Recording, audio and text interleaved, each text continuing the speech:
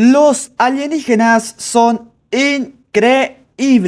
Da igual cuando escuches esto. Los xenomorfos, los Shaujas, los tiránidos, Genestealers, Ragdolls, Galvans, ET, Yoda, los Parshendi, Paul, todos los aliens que hay en la ficción son geniales. Y Conquest no se queda atrás. Los Spires, tan inteligentes, metódicos e ingeniosos como calculadores, taciturnos y manipuladores, llenan sus agujas con planes que abarcan siglos y creaciones biománticas que van desde miserables drones hasta clones perfectos y abominaciones aterradoras. En realidad, ellos se autodenominan exiliados, pero el resto de EA los llama Spires por las estructuras de varios kilómetros de altura que albergan a toda su civilización. Estas agujas dominan el paisaje sobre el que se alzan, se elevan miles de pies en el aire y son la fuente de innumerables suposiciones y mitos. En este video les hablaré de los extraterrestres aristócratas de Conquest. Antes de continuar, quería decirles que si les gusta el video, no olviden compartirlo, dejar su like, su comentario y suscribirse, que eso me ayuda un montón. También les recuerdo que pueden hacerse miembros del canal y así apoyar este pequeño proyecto. Síganme en Twitter, donde soy mucho más activo, y en mi Instagram por si quieren saber más de mi vida personal. Gracias.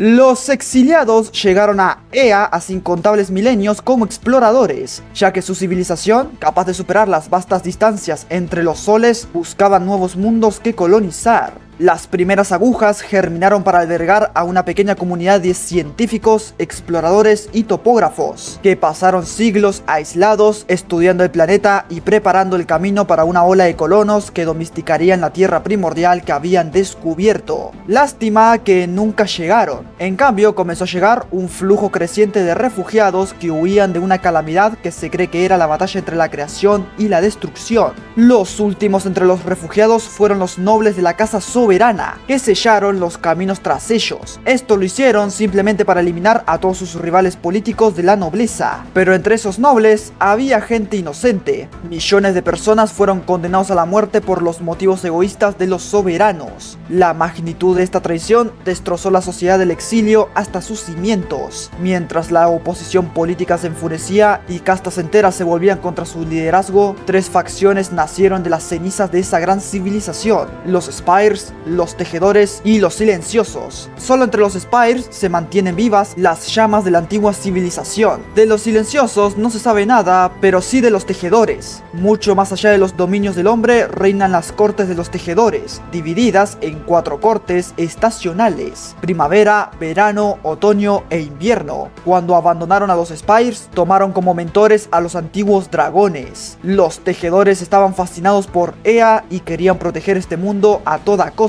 La principal herramienta que utilizaban para ello era su don innato de la vinculación vital. Capaces de unir la fuerza vital de dos seres, mezclaron sus propias esencias con las del entorno local, adoptando los rasgos de la flora y fauna locales, dotándolas a cambio de parte de su propia conciencia y sensibilidad. Incluso los de más alto rango han logrado mezclarse con los elementos mismos. Sí, podríamos decir que son alienígenas silvanos, por llamarlo de algún modo. Pero bueno, volvamos con los Spires. Tras la pérdida de su población, la Casa Soberana se vio obligada a recurrir a las artes más oscuras para recrear una pálida sombra de la sociedad que habían destrozado. Sin las restricciones de la supervisión religiosa ni la supervisión ética de su propia población, los científicos juntaron sus recursos y su genio en un solo directorio y convirtieron el don sagrado de la vinculación vital en el arte sin alma de la biomancia. Los clones auténticos fueron solo el primero de los milagros oscuros que produjeron para reemplazar a la población destrozada de las agujas y restablecer su economía. En cuestión de décadas, su sociedad se reconstruyó desde cero, pero a medida que la población de clones crecía y la dependencia de la economía se desplazaba a los productos de los tanques de crecimiento y las piscinas de desove, la Casa Soberana comenzó a temer la creciente influencia del directorio. Se desplegaron tropas clonadas, preparadas a partir de la propia carne de la nobleza y criadas específicamente para ser leales, para poner al directorio bajo custodia y acabar con la amenaza antes de que se manifestara. El directorio, frío, calculador y metódico, ya había previsto esta traición. Pasaron casi un siglo armando un cuidadoso plan para este momento, el cual consistía en rendirse pacíficamente y ver cómo se derrumbaba la economía. Sin su experiencia, el equilibrio adecuado de los delicados ecosistemas internos de la aguja no se podía mantener y colapsó rápidamente. Cuando la Casa Soberana se vio obligada a acercarse a ellos, el directorio aceptó una división de poder siguiendo los acuerdos milenarios entre los pioneros científicos que habían puesto un pie en este mundo por primera vez y los nobles que los habían financiado. La riqueza de la tierra pertenece a los nobles, pero el control operativo recae en el directorio. Además, el directorio debe dedicar sus productos biománticos a la recuperación de las tierras natales, que es su mundo de origen. Una vez recuperadas, la Casa Soberana cederá todas las posesiones y reclamaciones locales sobre Ea al directorio, en reconocimiento a su inestimable ayuda. Esto se terminó convirtiendo en una tensa asociación. Los linajes de la Casa Soberana tratan de influir en el directorio con financiación para proyectos e investigaciones, a cambio de políticas y normativas que les beneficien a expensa de sus iguales. Estos delicados equilibrios se han visto alterados últimamente por el ascenso de los príncipes mercaderes. Miembros de las dinastías más jóvenes, estos inconformistas han optado por conseguir recursos comerciando directamente con el mundo exterior, evitando la principal herramienta de control e influencia de la Casa Soberana. El directorio al principio apoyó a los mercaderes para así crear competencia, pero ahora lamentan haberlo hecho ya que los frágiles equilibrios de poder que unieron a las agujas durante milenios se están desmoronando. El comercio y el contacto con el exterior ha introducido un elemento nuevo y volátil en las maquinaciones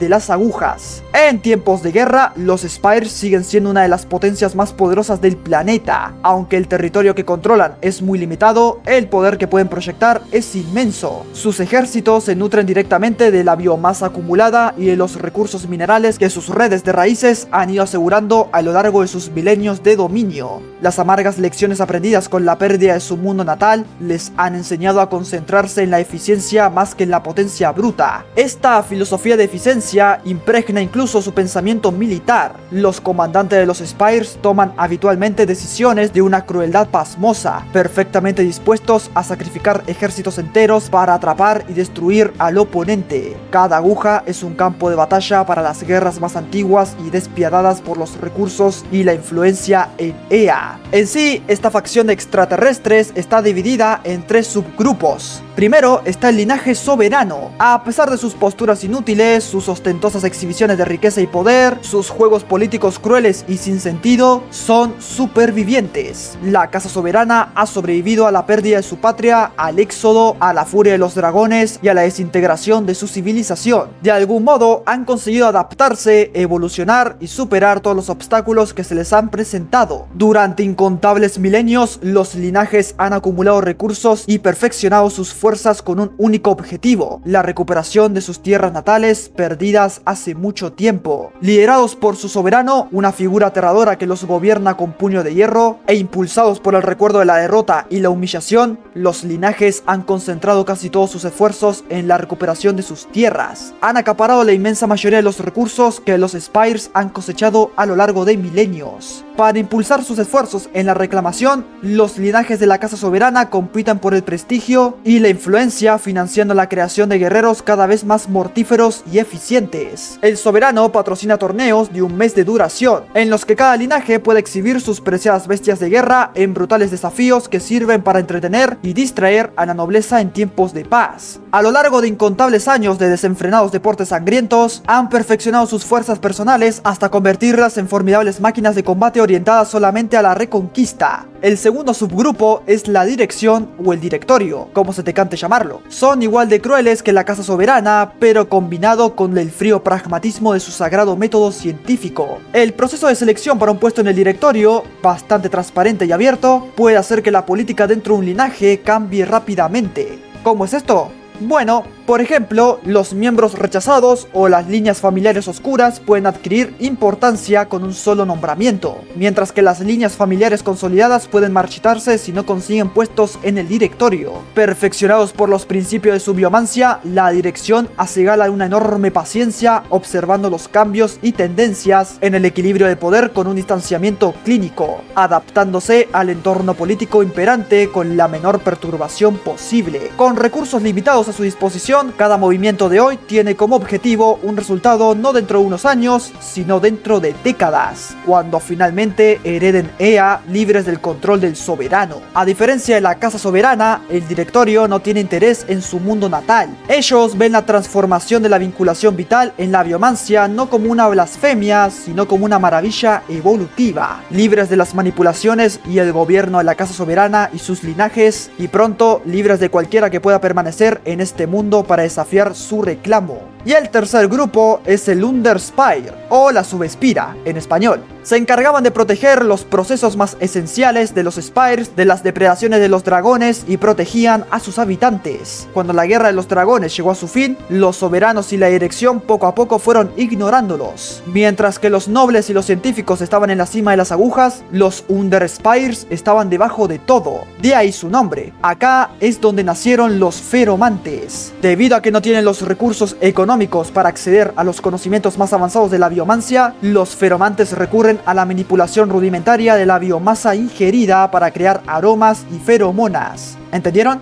Feromonas, feromantes, bueno, eso. Estas les permiten comandar y guiar los sistemas básicos de los Spires, así como los drones más simples y animales. También pueden sofocar todo pensamiento de autoconservación o instinto natural, convirtiendo incluso al más rebelde de los drones en una pesadilla en el campo de batalla. Los líderes de la Underspire están preocupadísimos porque cada vez son más los informes sobre la desaparición de drones y las advertencias sobre una proto-religión entre sus subordinados. Pero debido al miedo de molestar a sus superiores y ser castigados, o peor aún, que se les deniegue un ascenso vital, impide a la mayoría de los feromantes expresar abiertamente sus preocupaciones. Así que, en vez de avisar sobre este tema, prefieren hacer todo lo posible para demostrar su valía y escapar.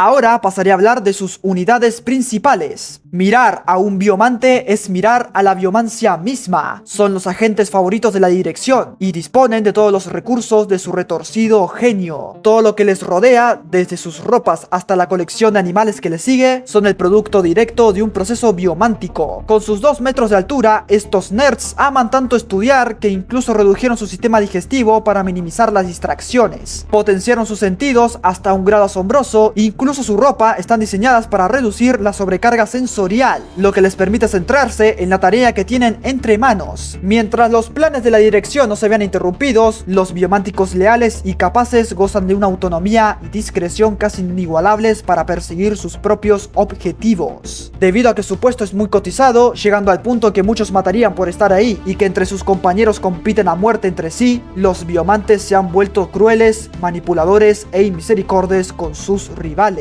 Siguiente, el linaje Highborn. Los nobles de más alto rango ni en pedo van a arriesgar su vida, y mucho menos por algo tan simple y tribal como el combate. Los guerreros elegidos de los linajes del soberano se pasean por el campo de batalla proyectando con seguridad su conciencia en sus avatara, extravagantes creaciones adornadas con todo tipo de ornamentos y mejoras biománticas, cuyos esbeltos y andróginos cuerpos no reflejan la velocidad y el poder que pueden alcanzar, sin apenas riesgo personal y con la mínima habilidad necesaria para convertirse en un enemigo letal. Muchos vástagos de los linajes han optado por decorar sus avatara de la forma más ostentosa posible. Hasta la fecha, solo los linajes que descienden directamente del soberano han mostrado la capacidad de desplegar avataras sustitutos. Si alguno de los miembros del directorio o de los linajes menores posee esa capacidad, la mantiene bien oculta, pues se sabe que el soberano no se detendrá ante nada para asegurar su destrucción. Y no es exageración. ya ha pasado. Los altos ejecutores clonados desempeñan un papel fundamental con su experiencia directa en el campo de batalla. Son ellos y no los nobles los que una y otra vez consiguen victorias en cientos de guerras. Para alcanzar el rango de ejecutor, un clon debe haber avanzado en las filas de infantería de vanguardia y de los infiltrados. Esta experiencia les otorga una profunda visión táctica y estratégica que rara vez se encuentra entre las fuerzas de un Spire. La competición por el reconocimiento y el ascenso entre los altos clones es feroz, y sus supervisores las toleran ampliamente y fomentan, para así eliminar a los débiles entre ellos. Los que sobreviven y destacan en los equipos infiltradores se ganan el derecho de enfundarse los poderosos trajes Terafon.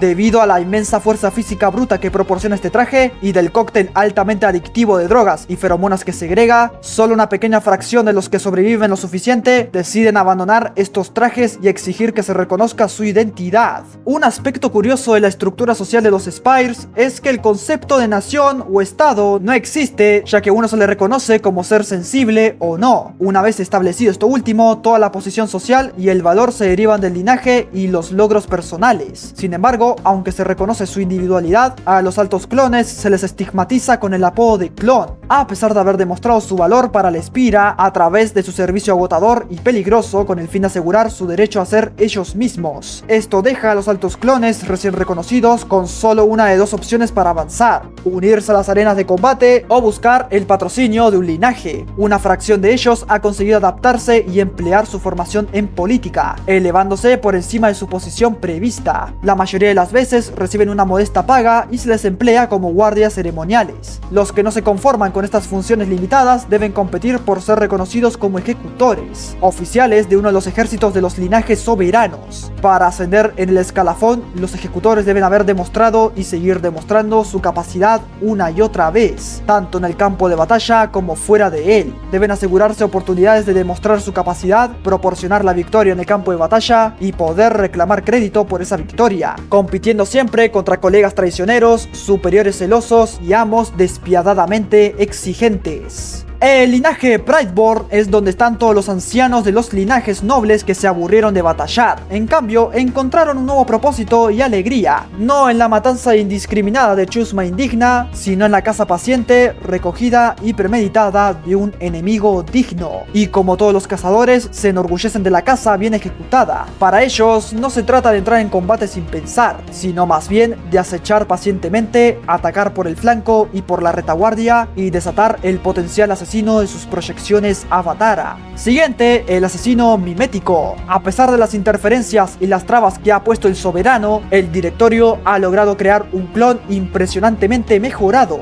Pero para no gastar aún más sus limitados recursos, han recurrido a una de sus técnicas básicas, la manipulación feromónica. Además de su velocidad y ferocidad sin igual, el asesino mimético produce una gama muy específica de feromonas diseñadas para inducir letargo en cualquier organismo complejo, así como para hacerlos más sumisos y sugestionables. Por tanto, las habilidades miméticas de este clon derivan de la forma y la función más que del entrenamiento. Cada segmento de su caparazón está articulado individualmente y afilado como una cuchilla, lo que le permite cambiar su forma corporal, postura y contorno para hacerse pasar por cualquier clon o incluso un humano, y producir garras y armas hechas con su propio cuerpo. Junto con su campo feromónico, estos atributos otorgan al mimético una ventaja sin precedentes en situaciones de infiltración y emboscada. Después están los feromantes. Como bien mencioné antes, la feromancia representa la forma más baja de biomancia practicada por los Spires, ya sea por la falta de habilidad o por restricciones impuestas. La teoría predominante sugiere que mientras los biomantes utilizan sus dones para tejer las hebras que unen la vida misma en nuevas formas, los feromantes guían su don hacia el interior, convirtiendo su cuerpo en un horno químico, capaz de alterar la composición de cualquier compuesto que ingieran. Esto les permite crear nuevos compuestos, hormonas y feromonas a medida con un grado de precisión aterrador, mucho más allá de las limitadas capacidades de las cubas de crecimiento situadas en las profundidades de cada espira.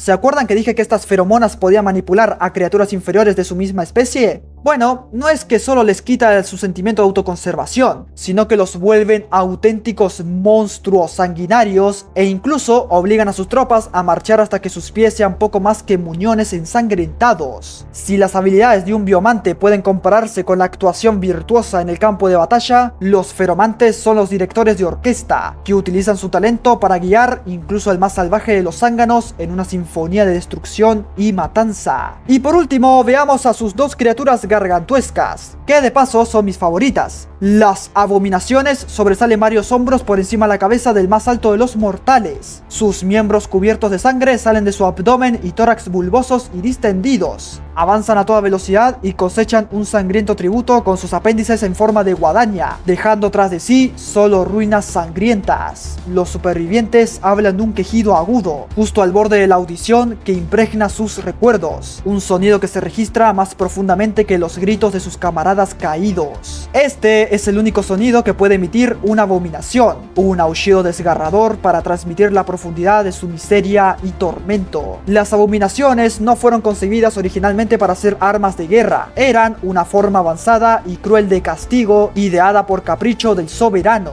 Encerrado en lo más profundo de una abominación yace el cuerpo de un exiliado que ha traicionado su confianza o violado la más sacrosanta de las leyes de la Espira. Los procedimientos cerebrales invasivos deterioran la función cognitiva de los condenados, ya que se les aplican tratamientos químicos y hormonales para hacerles perder el control de sus dones de vinculación de vida y unirlos por la fuerza a un organismo inferior. Se propusieron y probaron múltiples organismos, pero al final se prefirió la humilde hormiga. La fisiología jerárquica instintiva de la hormiga la hace de algún modo más susceptible a las órdenes feromónicas, obligando al cuerpo a responder a las órdenes y permitiendo a la psique atrapada en la amalgama infernal el control suficiente para gemir de angustia mientras ejecuta la voluntad de sus torturadores. Y por último, el Behemoth rompedor de asedios. Sus extremidades están diseñadas para excavar, trepar y golpear con gran fuerza, destrozando metal, pulverizando piedra y aniquilando carne. Su cuerpo sinuoso y serpenteante no es más que músculo y armadura, sacrificando todo en aras de la potencia, la movilidad y la durabilidad. Su sistema nervioso es una compleja mezcla de sistemas simples que gobiernan su movimiento y complejos receptores autorreferentes de dolor y placer sintonizados únicamente con su oído. Esto es intencionado ya que su control se establece mediante frecuencias que solo conoce su amo, quien dispensa dolor o placer asegurando la obediencia y el buen comportamiento del Behemoth. Sí, esto se puso muy Slaanesh de repente. Los Spires son unos hijos de la grandísima puta. Ya no solo es que menosprecien a las demás razas de Ea, sino que encima basurean a su propia gente. Las cortes de tejedores son iguales. A pesar de ser hippies que se mezclan con plantas y elementos, con el pasar de los siglos se volvieron igual de egoístas y competitivos. Me encantan, son mi top 3 facciones de Conquest. Por Dios, mira esos diseños, son hermosos. Estos aliens están divididos en ideologías y ahora con los príncipes mercaderes está todo peor que antes. Las relaciones políticas no dejan de tensarse, lo cual hace que su objetivo de volver a casa se aleje cada vez más.